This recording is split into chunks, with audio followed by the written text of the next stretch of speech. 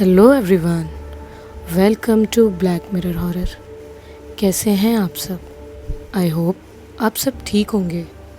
आज मैं आप सभी के लिए पिशाचनी व विंड चाइम का रहस्य का पार्ट 3 यानी आखिरी भाग लेकर आई हूँ और उम्मीद करती हूँ कि आपको ये कहानी पसंद आएगी। और मैं जानती हूँ कि आप सभी मुझसे काफ़ी नाराज़ होंगे क्योंकि इस बार बहुत ज़्यादा डिले हो गया है इस कहानी का आखिरी भाग लाने में। लेकिन थोड़ा टाइम स्टोरी में डिले हो गया और थोड़े टाइम से मेरी तबीयत ख़राब थी, तो उन सब वजह से आजकल ये चीज़ें हो रही हैं। मैं कोशिश कर रही हूँ कि आपके लिए जल्दी से जल्दी कहानियाँ ला सकूँ, तो उसके लिए फिर से मैं सॉरी कहना चाहती हूँ। तो चलिए ज़्यादा देर ना करते हुए हम बढ़ते हैं हमारी कहानी की ओर। और अगर आपको ये कहानी पसंद आए तो इस वीडियो को लाइक और चैनल को सब्सक्राइब ज़रूर कीजिएगा। तो चलिए बढ़ते हैं हमारी कहानी में आगे। इस कहानी के लेखक हैं राहुल हल्दर जी। जैसा कि आप सभी ने इस कहानी के पिछले भाग में सुना था कि जगदीश जी एक क्राइम ब्रांच ऑफिसर थे जो उन 2 मौतों को इन्वेस्टिगेट कर रहे थे कि ये चीज़ें कैसे हुई। उसी दौरान उन्हें वो विंड चाइम मिला उस घटना स्थल पर, जिससे वो काफ़ी ज़्यादा आकर्षित हुए और उसे वो अपने घर पर ले आए। और जाने अनजाने में उनकी बेटी हर्षिता पे उस विंड चाइम ने अपना प्रभाव डाला और उसको पजेस कर लिया। इन सब चीज़ों में हर्षिता काफ़ी ज़्यादा घुल मिल गई और काफ़ी ज़्यादा इन्वॉल्व हो गई और अचानक से वो अजीब अजीब हरकतें करने लगी। और एक दिन रात को जगदीश जी ने देखा कि हर्षिता कुछ अजीब सी तंत्र क्रियाएं पढ़ रही है और कर रही है, और उसके शरीर पर जगह जगह कटे हुए निशान बने हुए हैं, जैसे बहुत लोगों ने उसको जगह जगह से काटा हो। ये सब देखने के बाद जगदीश जी हर्षिता को लेकर हनुमान चालीसा पढ़ते हुए उस घर से बाहर आकर बेहोश हो गए और आसपास के लोगों ने हर्षिता को और जगदीश जी को हॉस्पिटल पहुंचाया। तो आइए जानते हैं कि इसके बाद क्या हुआ।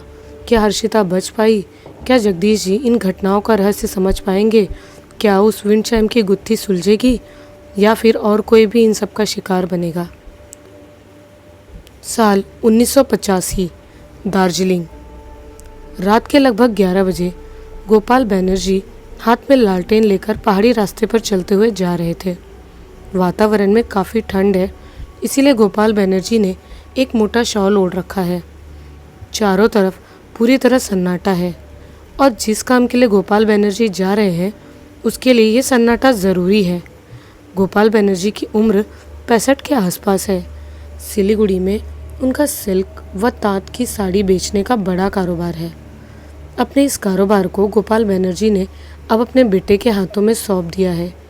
उन्हें दार्जिलिंग के खूबसूरत नज़ारे हमेशा से ही पसंद थे, इसीलिए जब सिलीगुड़ी में अपना कारोबार संभाल रहे थे तब 1-2 साल में 1 या 2 बार दार्जिलिंग में समय बिताने अवश्य चले आते। जब उनके बेटे ने कारोबार को पूरी तरह संभालना शुरू कर दिया तब उन्होंने दार्जिलिंग के एक सुनसान पहाड़ी स्थान पर जगह खरीदकर एक घर बना लिया। गोपाल बैनर्जी ने इस जगह को इसीलिए चुना था क्योंकि यहाँ से कंचनजंगा पहाड़ की मनमोह लेने वाली दृश्य दिखाई देती है। अब पिछले कुछ सालों में कई महीनों तक यहाँ दार्जिलिंग में रहने चले आते हैं। रात के अंधेरे में चलते हुए गोपाल बैनर्जी एक जंगल जैसे स्थान पर पहुँचे, जहाँ पर एक तरफ छोटा सा ईसाई कब्रिस्तान व उससे कुछ दूरी पर शमशान है। वैसे इस शमशान में कभी कभार ही शवदाह किया जाता है, इसीलिए यहाँ इस वक्त पूरी तरह सन्नाटा है। गोपाल बैनर्जी कुछ कदम और शमशान के अंदर गए, तब उन्हें एक जगह रोशनी दिखाई दी। उस रोशनी के पास जाते ही उन्हें एक बूढ़ा आदमी दिखाई दिया। उस बूढ़े आदमी ने बौद्ध भिक्षु के जैसे हल्का लाल वस्त्र पहन रखा था, लेकिन बौद्ध भिक्षु व बौद्ध साधुओं के उलट उन्होंने अपने माथे पर तिलक लगा रखा है और उनके सिर पर जटा के जैसे बड़े बड़े बाल भी है। उस साधु को देख गोपाल बैनर्जी की आंखें चमक उठी। उन्होंने जाकर उस साधु के पैर छुए और आशीर्वाद लिया। साधु बाबा बोले, तो तुम इस कार्य के लिए तैयार हो? फिर से एक बार सोच लो, इस साधना को करते वक्त तुम्हारी जान भी जा सकती है। साधना के दिनों में तुम कोई गलती कर ही नहीं सकते और तुम्हें अपने डर पर काबू पाना होगा। ये साधना कभी पूरी नहीं होगी।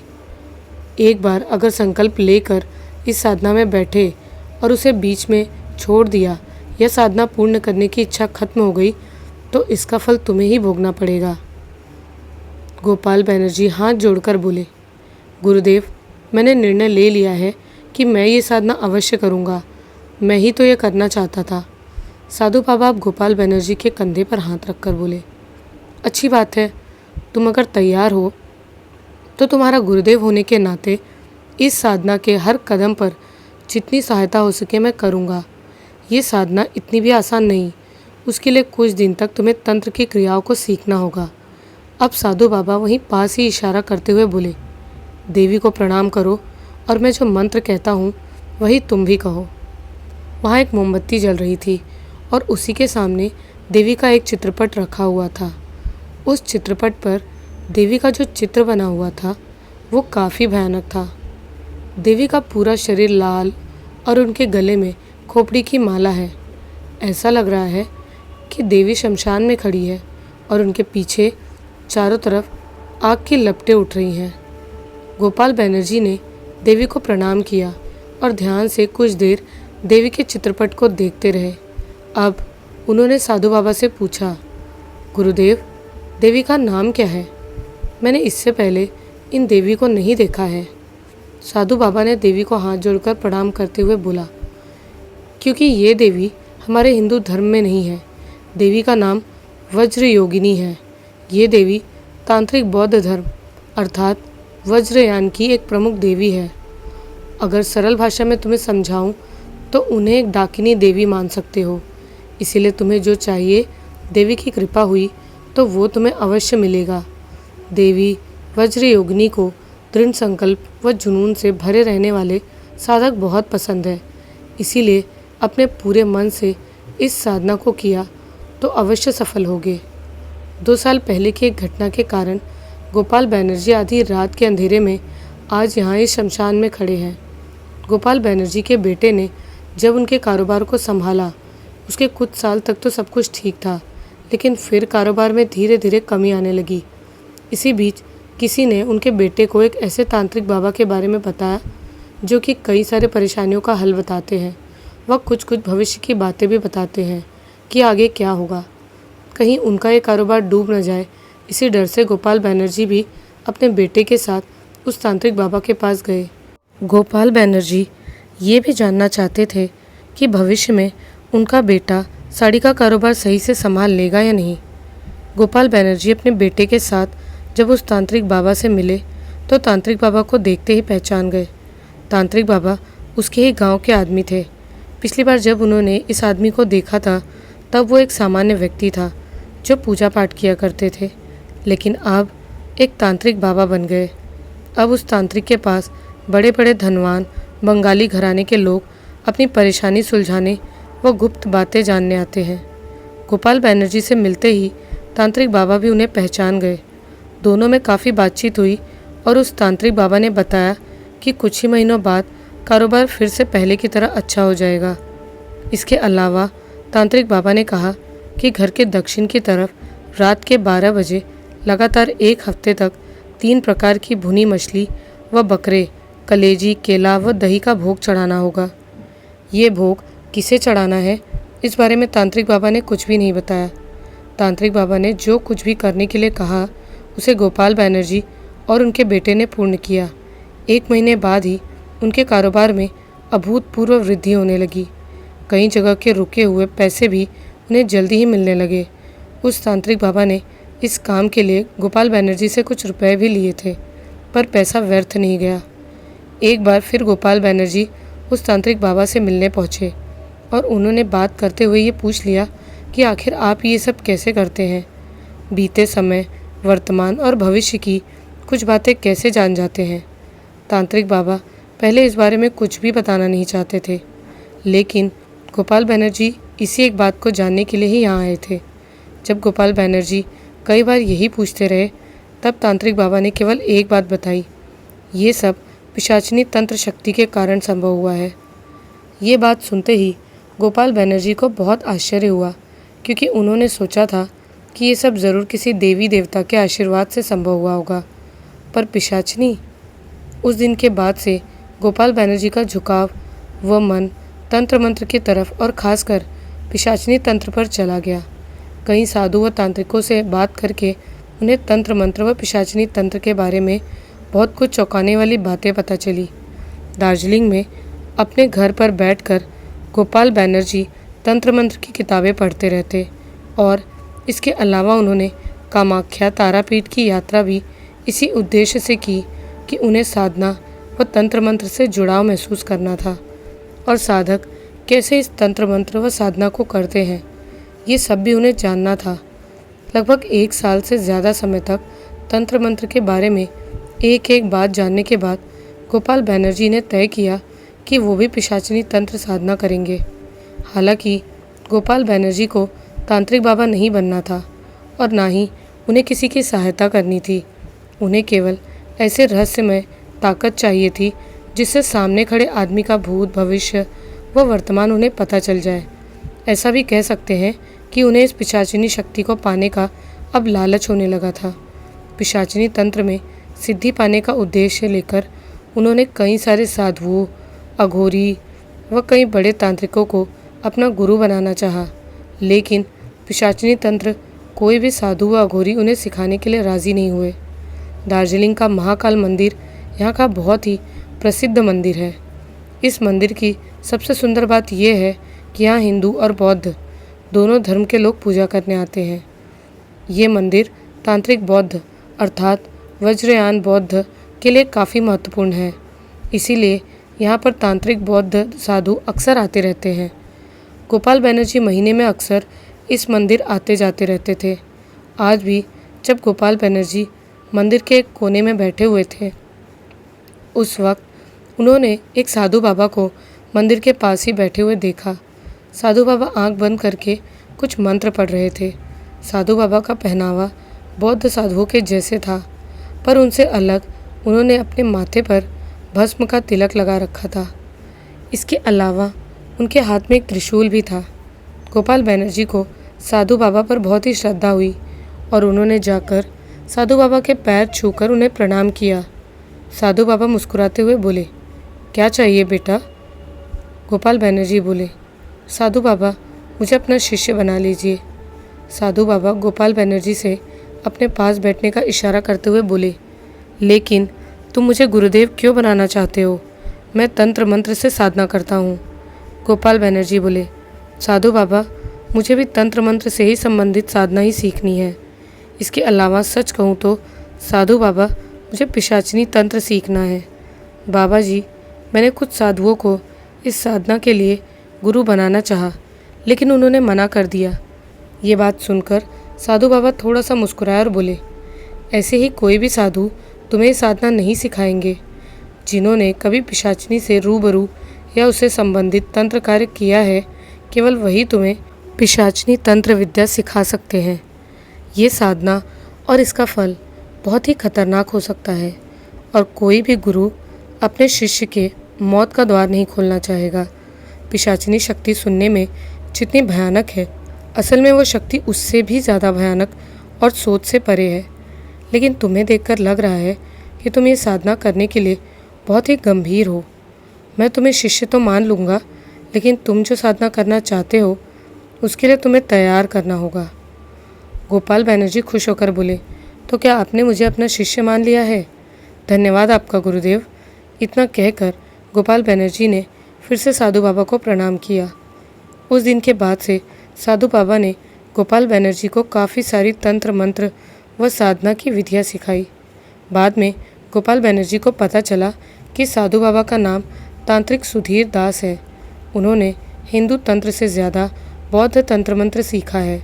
साधु बाबा ने नेपाल, सिक्किम व असम में रहकर वज्रयान के तंत्र शक्तियों में महारत हासिल किया है। वहाँ के जो लोग उन्हें जानते हैं वे साधु बाबा को बौद्ध तांत्रिक नवांग कहकर बुलाते हैं। साधु बाबा ने पिशाचनी साधना शुरू करने से पहले गोपाल बैनर्जी से फिर एक बार सोचने के लिए कहा था और ये भी कहा था कि अगर सोच विचार करने के बाद भी अगर ये साधना करना है तो उनके घर से 2 मील दूर पहाड़ी के किनारे बने ईसाई कब्रिस्तान के पास वाले शमशान में रात के वक्त आ जाना। पिशाचनी साधना को करने के लिए ही इस ठंडी अंधेरी रात में गोपाल बनर्जी इस शमशान में आए हैं, जहां उनके गुरुदेव तांत्रिक नवांग ने उन्हें बुलाया था। उनके गुरुदेव ने उनसे जिस प्रकार देवी वज्र योगिनी की पूजा करने के लिए कहा, उस प्रकार गोपाल बनर्जी ने पूजा किया। पूजा के बाद साधु बाबा बोले, देवी वज्र योगिनी के साथ कुछ तरह की पिशाचनी विचरण करती रहती है। अगर तुम इस साधना में सफल हुए तो उन्हीं में से एक पिशाचनी तुम्हें प्राप्त होगी। उस पिशाचनी का व्यवहार कैसा होगा और वो अपने लिए क्या चाहेगी, ये बात कोई भी पहले से बता नहीं सकता। अब तुम संकल्प लो कि पिशाचनी साधना पूर्ण करने से पहले तुम किसी भी कारण से इसे बीच में नहीं छोड़ोगे। गोपाल बनर्जी ने संकल्प किया और उस रात पिशाचनी साधना के बारे में सभी जानकारी व उन्हें क्या क्या करना होगा सब कुछ समझाकर अपने घर लौट आए। अगले दिन से उन्होंने उसी शमशान में पिशाचनी साधना शुरू की। लगभग 40 से 50 दिन तक साधना करने के बाद गोपाल बनर्जी को पिशाचनी तंत्र में सिद्धि मिल गई। हालांकि ये साधना उनके लिए बिल्कुल भी आसान नहीं थी। साधना के दिनों में उन्हें रहस्यमयी नकारात्मक शक्तियों ने बहुत परेशान किया और उन्हें डराने की कोशिश भी की, लेकिन किसी तरह बिना डरे गोपाल बनर्जी इस साधना में लगे रहे। धैर्य और साहस का फल उन्हें मिला और एक पिशाचनी शक्ति उनके साथ जुड़ गई। वो पिशाचनी गोपाल बनर्जी के कई सारी बातों का जवाब देती। गोपाल बनर्जी को जो शक्ति चाहिए थी वो उन्हें मिल गई थी। इसीलिए उनके गुरुदेव तांत्रिक नवांग ने पिशाचनी को कैसे अपने ऊपर हावी नहीं होने देना और पिशाचनी शक्ति विसर्जन की प्रक्रिया बताकर वहाँ से चले गए। अब गोपाल बनर्जी के साथ अक्सर ही पिशाचनी घूमती रहती। कभी वो पिशाचनी उनके कंधे पर आकर बैठ जाती या फिर उनके सिर के ऊपर उड़ती रहती। उन्हें जो कुछ भी जानना होता वो पिशाचनी उनके कान में आकर बता देती थी।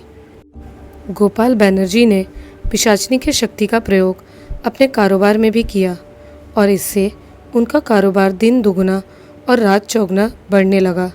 आश्चर्य रूप से पिशाचनी उनकी सभी बातें मानती, लेकिन इसके लिए गोपाल बनर्जी को हर महीने 1 या 2 बार अपने हाथों से 11 मुर्गी की बलि देनी पड़ती थी। ये बलि पिशाचनी ही मांगती थी। इसके अलावा एक और बात थी, पिशाचनी ने गोपाल बनर्जी को उनके परिवार से लगभग अलग ही कर दिया था। गोपाल बनर्जी दार्जिलिंग में अपने इस घर में कुछ ही महीने रहते, बाकी समय सिलीगुड़ी अपने घर चले जाते थे। लेकिन जब से पिशाचनी शक्ति उनके साथ है, तब से दार्जिलिंग के इसी घर में गोपाल बनर्जी ज़्यादातर समय बिताने लगे। इसी बीच पिशाचनी ने बकरे की बलि भी मांगी। गोपाल बनर्जी को ये बात भी माननी पड़ी और रात के अंधेरे में उन्होंने अपने घर के पीछे बकरे की बलि भी दी। उस बकरे की बलि देते ही आश्चर्य रूप से उसका शरीर सड़ने व गलने लगा और ये सब कुछ पिशाचनी कर रही थी। जो भी हो, गोपाल बनर्जी काफ़ी खुश थे कि उन्हें ये ताकत मिली। पिशाचनी बलि मांगती पर उनका हर काम भी हो जाता। सामने खड़े किसी भी आदमी के बारे में पिशाचनी उन्हें सब कुछ बताने की शक्ति रखती थी। इसी बीच एक दिन रात के वक्त जब गोपाल बनर्जी लेटे हुए थे, तब पिशाचनी उनके कान में बोली, मुझे बलि चाहिए। गोपाल बनर्जी बोले, ठीक है, पर मुर्गे की या फिर बकरे की? पिशाचनी मुस्कुराने लगी और फिर गोपाल बनर्जी के कान में आवाज़ आई, मुझे किसी मनुष्य की बलि चाहिए। मनुष्य का खून चखना है मुझे। ये बात सुनते ही गोपाल बनर्जी आश्चर्यचकित हो गए।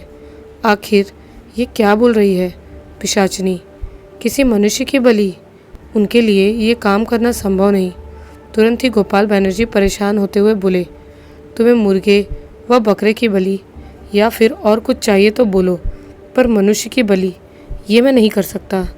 इसके अलावा अगर कुछ चाहिए तो मैं उसके लिए कोशिश अवश्य करूँगा।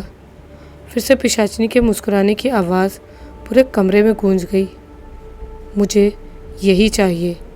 गोपाल बनर्जी फिर बोले, नहीं नहीं, ये मैं नहीं कर सकता।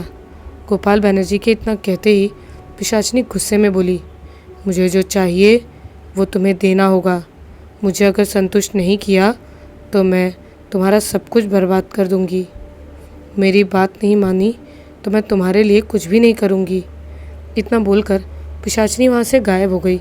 गोपाल बनर्जी सोच में पड़ गए कि कहीं पिशाचिनी ने उनके परिवार पर कोई खतरा ना कर दिया हो, फिर क्या करेंगे वो।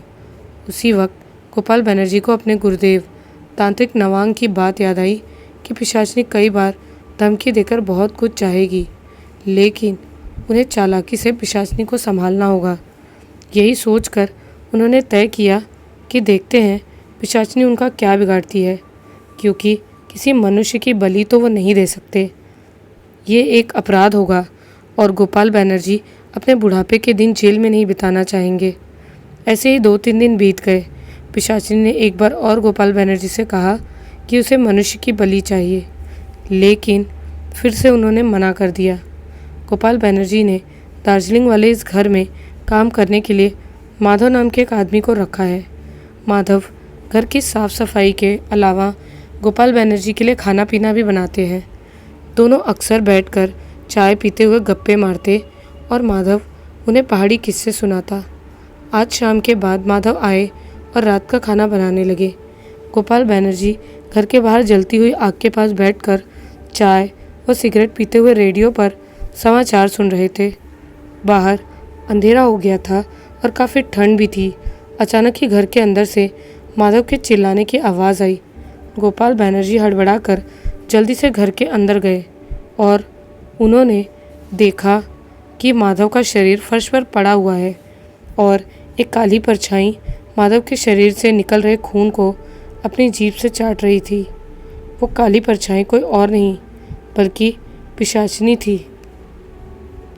गोपाल बनर्जी के आते ही पिशाचिनी हंसते हुए बोली, अब मेरी प्यास बुझी। उसी वक्त माधव का शरीर सड़ने लगा।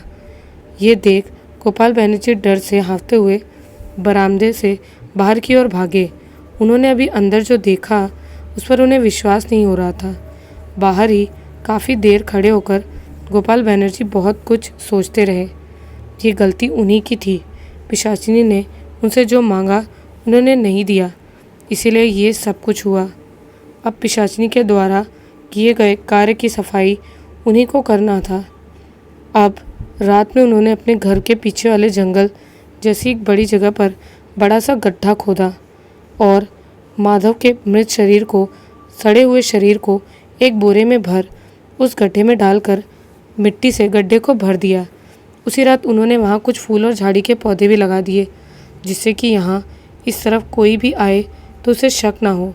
माधव के घर में शायद कोई नहीं था, इसीलिए ढूंढने के लिए कोई भी नहीं आया। आसपास के लोग माधव को जो जानते थे उन्हें भी लगा कि शायद माधव कहीं चला गया। जब महीने तक माधव को ढूंढने कोई नहीं आया, तब गोपाल बनर्जी को चैन मिला।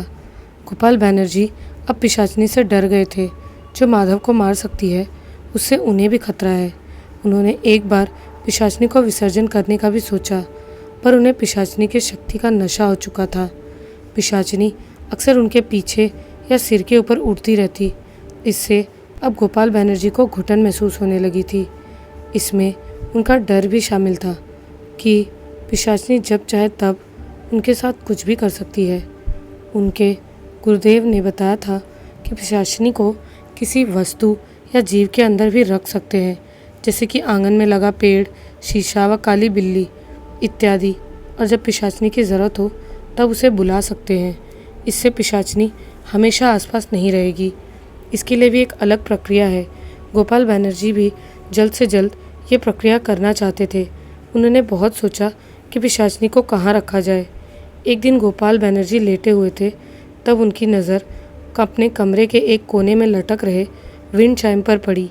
इस विंड चाइम को उन्होंने दार्जिलिंग के बाज़ार से कुछ महीने पहले ही खरीदा था।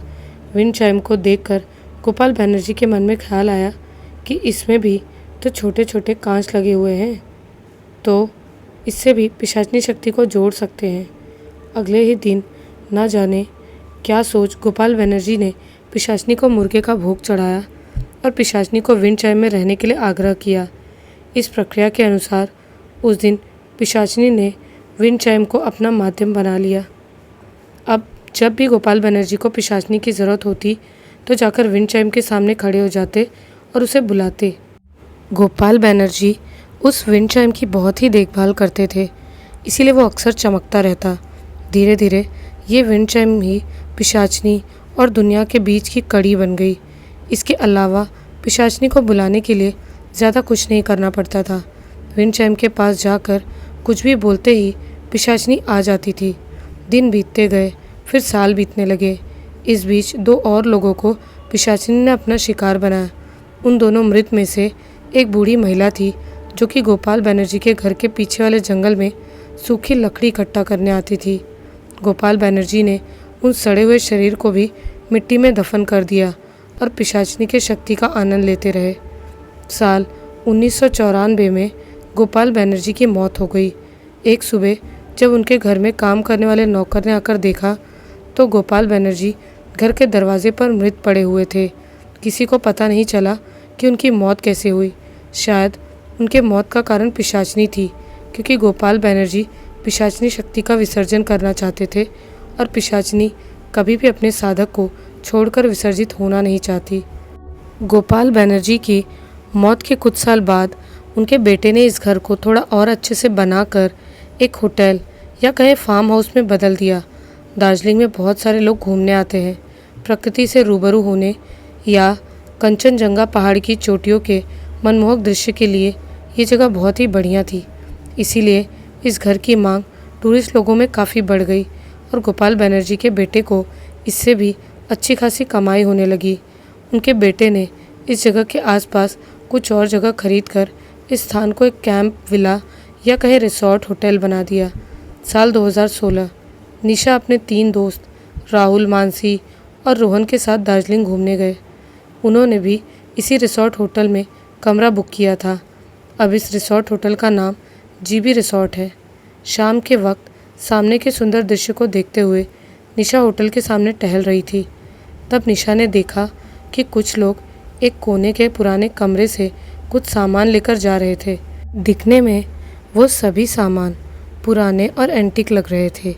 न जाने क्या सोच निशा उस पुराने कमरे के पास गई और देखने लगी। उस छोटे से कबाड़ वाले कमरे में काफ़ी सारे पुराने सामान थे। कुछ देर इधर उधर देखने के बाद निशा समझ गई कि ये सब भी एंटीक सामग्री के जैसी ही है। वहाँ लकड़ी की कुर्सियाँ, पुरानी टूटी घड़ी, अलमारी, लैंप और भी कई सारे पुराने सामान थे। निशा उन सामानों को ध्यान से इसलिए देख रही थी क्योंकि उससे एंटीक चीज़ों में काफ़ी दिलचस्पी है। निशा ने वहाँ से सामान ले जाने वाले एक आदमी से पूछा, इन सभी सामानों को कहाँ लेकर जा रहे हैं? ये सभी काफ़ी पुराने लगते हैं। वो आदमी बोला, ये होटल किसी टूरिस्ट कंपनी ने खरीद लिया है, इसीलिए यहाँ जो सामग्री इस होटल के मालिक की पहले से है उसे हटाना पड़ रहा है। सुना है होटल के जो मालिक है उनके पिताजी यहाँ काफ़ी समय पहले रहा करते थे। ये सभी पुराने सामान उन्हीं के होंगे। निशा इधर उधर सामानों को देख ही रही थी कि उसी वक्त एक आदमी ने पुरानी अलमारी के अंदर से एक कपड़े का बैग निकाला। उस बैग को खोलकर देखा तो उसके अंदर से एक पुराना विंड चाइम था। उस आदमी ने बैग के अंदर से उस विंड चाइम को बाहर निकाला। विंड चाइम दिखने में अब भी काफ़ी सुंदर व ठीक ठाक ही था। टुन टुन की आवाज़ सुनते ही निशा की नज़र भी उस विंड चाइम के ऊपर पड़ी। एक ही सेकंड में निशा को वो विंड चाइम पसंद आ गई। क्षण भर के अंदर मानो उस विंड चाइम ने निशा को अपने वश में कर लिया था। वो आदमी उस विंड चाइम को देखकर ज़मीन पर एक तरफ फेंकने ही वाला था कि निशा उस आदमी को रोकते हुए बोली, क्या इसे भी ले जाओगे? अगर नहीं तो मुझे दे दो। वो आदमी बोला, ले लीजिए मैडम, वैसे भी इसे फेंकने ही वाला था। इसे ले जाकर क्या करूँगा? यहाँ से केवल काम का सामान ही ले जाया जाएगा, बाकी तो कचरे में ही जाएगा। इस पुरानी लटकन झंकार को कौन घर में लगाएगा? निशा बोली, इसे ही तो एंटीक कहते हैं। उस आदमी ने कपड़े के बैग में फिर उस विंड चाइम को डालकर बैग निशा को दे दिया।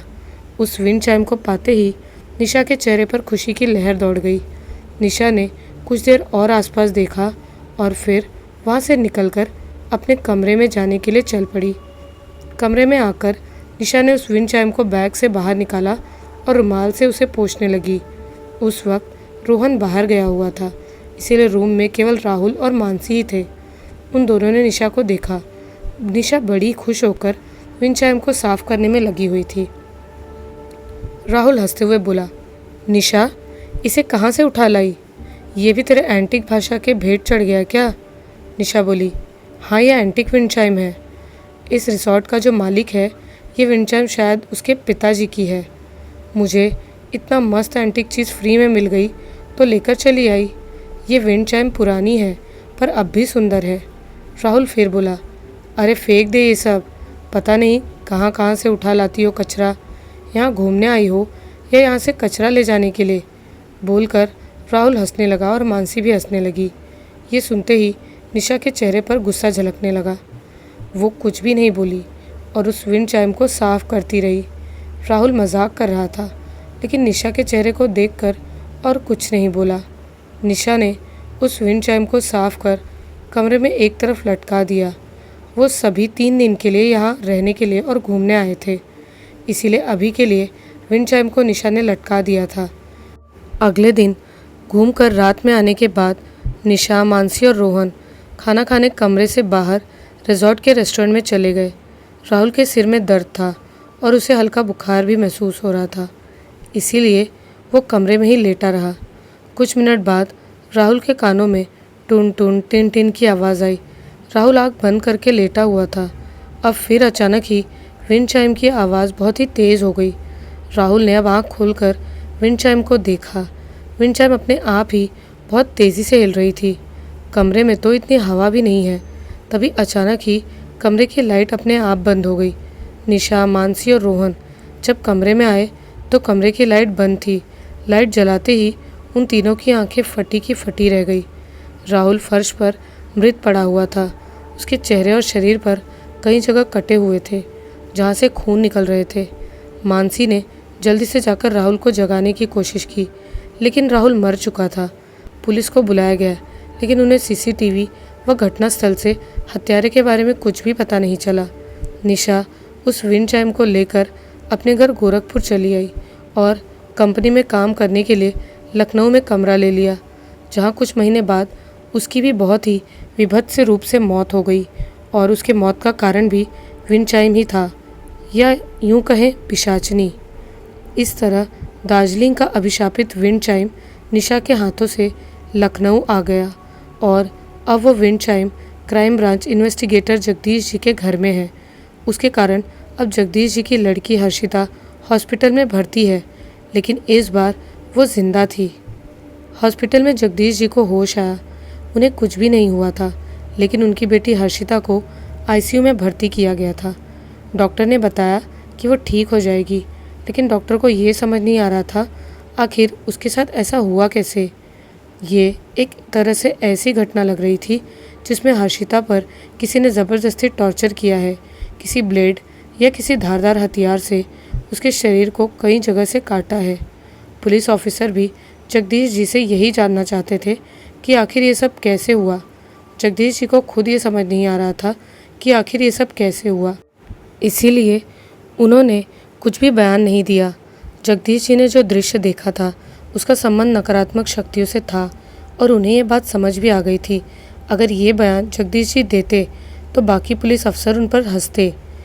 जब जगदीश जी ने कोई बयान नहीं दिया तो पुलिस का शक उन्हीं पर गया कि उन्होंने अपनी बेटी पर ज़बरदस्ती टॉर्चर किया है, और ये सब करने के बाद जब अपनी गलती समझ आई तब जेल जाने के डर से उन्होंने ये नाटक किया। पुलिस ये भी जानना चाहती थी कि कहीं हर्षिता के साथ ज़बरदस्ती बलात्कार या ऐसा कुछ करके टॉर्चर तो नहीं किया गया। पुलिस ने जगदीश जी को हाउस अरेस्ट किया था जब तक कि हर्षिता का डॉक्टर रिपोर्ट और फॉरेंसिक रिपोर्ट ना आ जाए। जगदीश जी ने कई बार कहा कि ये कार्य उन्होंने नहीं किया और एक पिता अपनी बेटी के साथ ऐसा कैसे और क्यों करेगा। रिपोर्ट आई और उन्हें ये पता चला कि इसमें ऐसी कोई बात नहीं।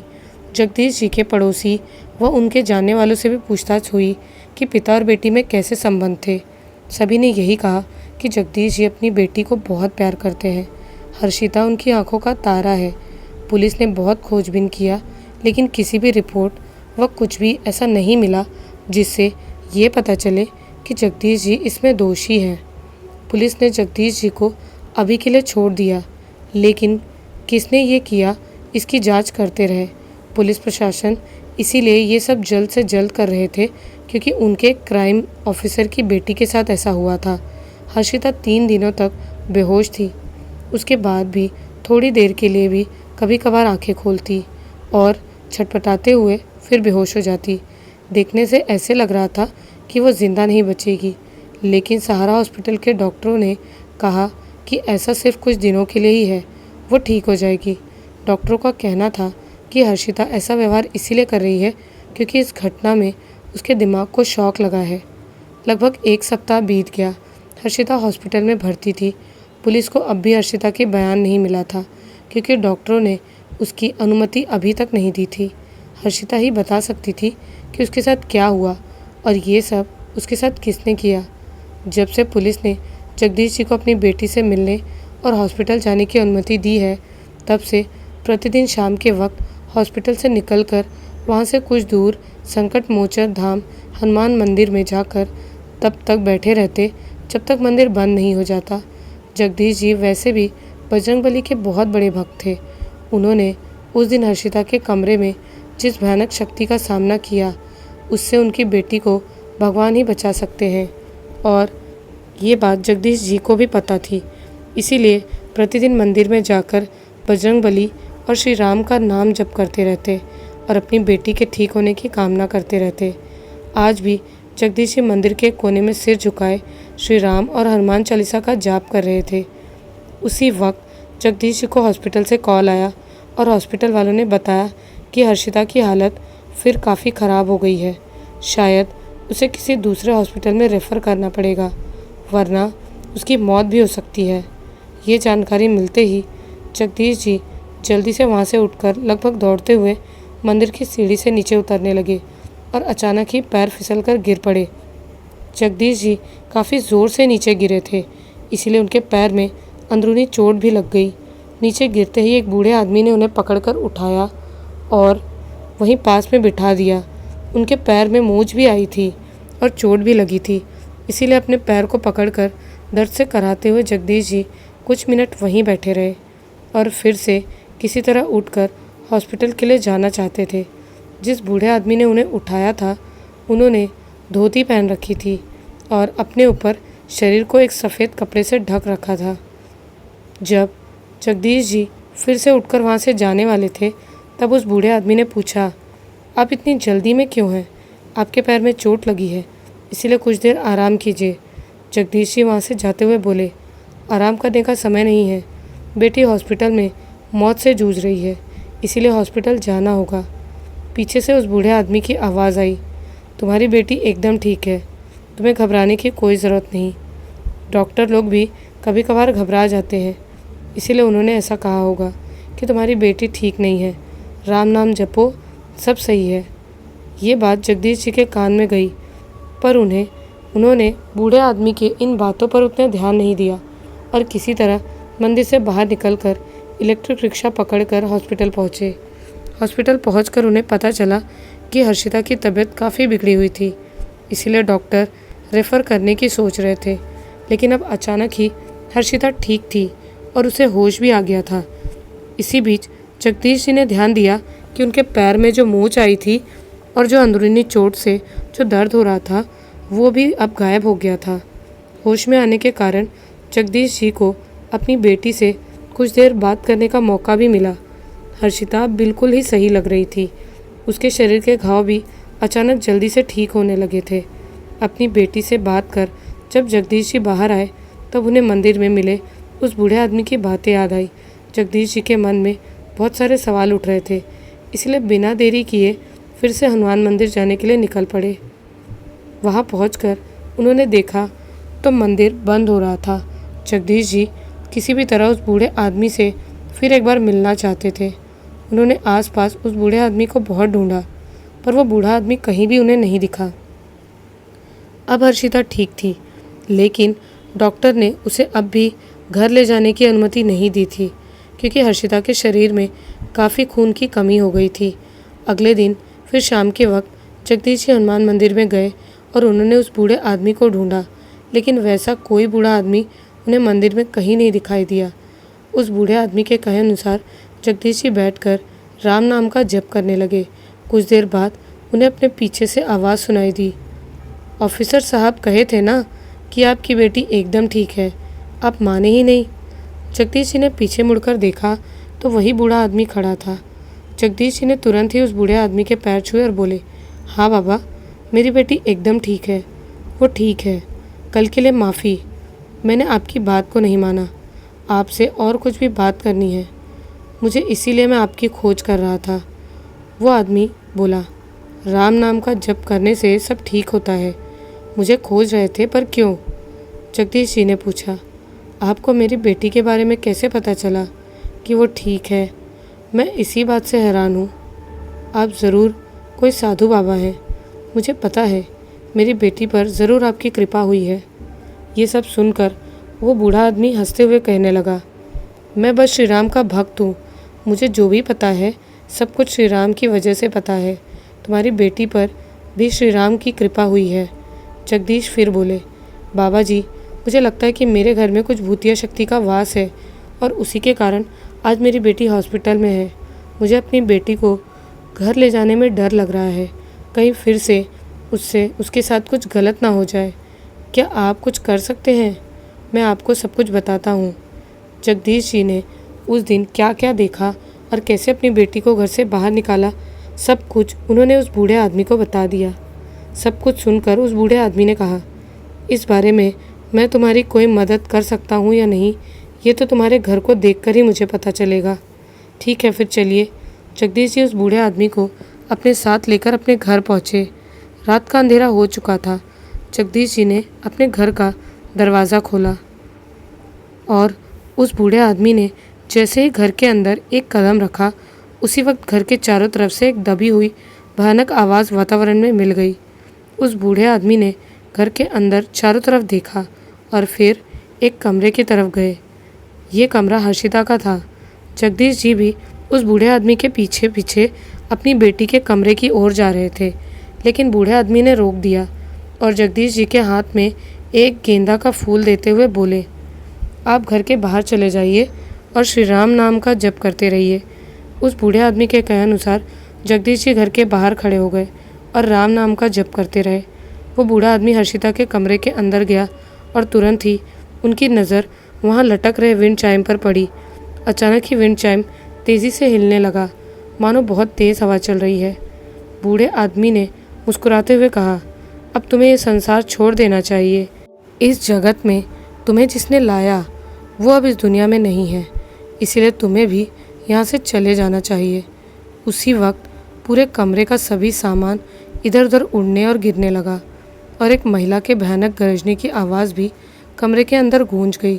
कुछ ही मिनटों के बाद एक धुएं ने आकर उस बूढ़े आदमी को चारों तरफ से घेर लिया, लेकिन उससे कोई भी हानि नहीं हुई।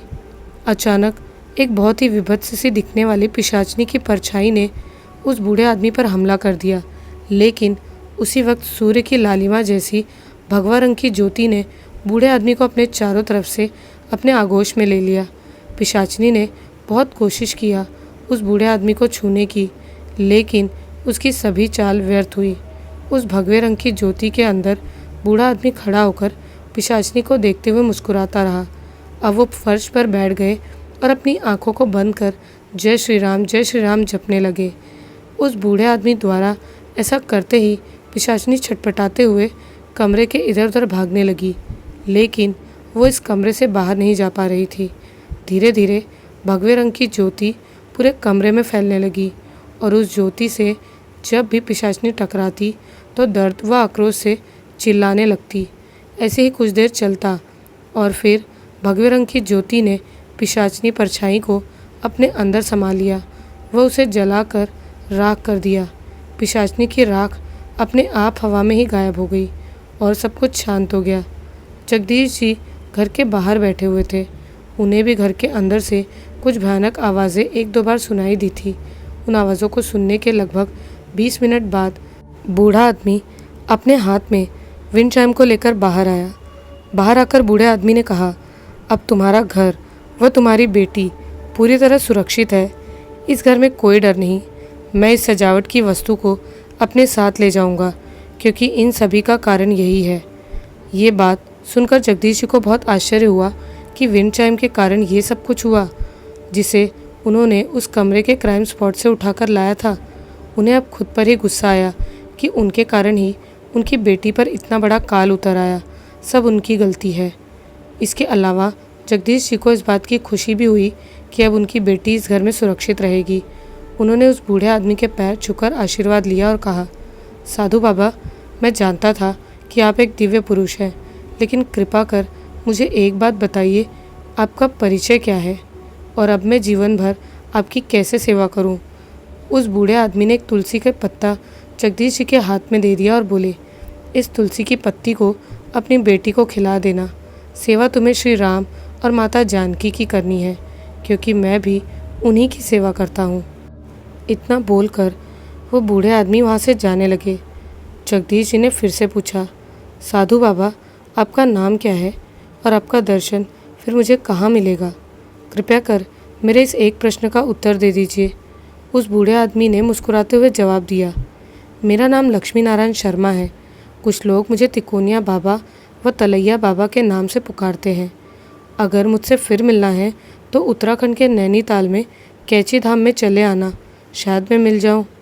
इतना बोलकर तिकोनिया बाबा वहां से चलकर राम नाम का जप करते हुए जगदीश जी के घर से दूर जाने लगे। जगदीश जी ने भी उनके पीछे एक दो कदम बढ़ाए। तभी उनको अपने पीछे से एक आवाज़ सुनाई दी, ऑफिसर साहब, वैसे ज़्यादातर लोग मुझे नीम करौली बाबा के नाम से जानते हैं। कैसी लगी आपको श्री राम जी के और नीम करौली बाबा के चमत्कारों की ये अद्भुत और डरावनी कहानी? ये कहानी कैसी लगी हमें कमेंट्स में ज़रूर बताइएगा। मिलती हूँ बहुत जल्द एक नई और डरावनी कहानी के साथ। जय श्री राम।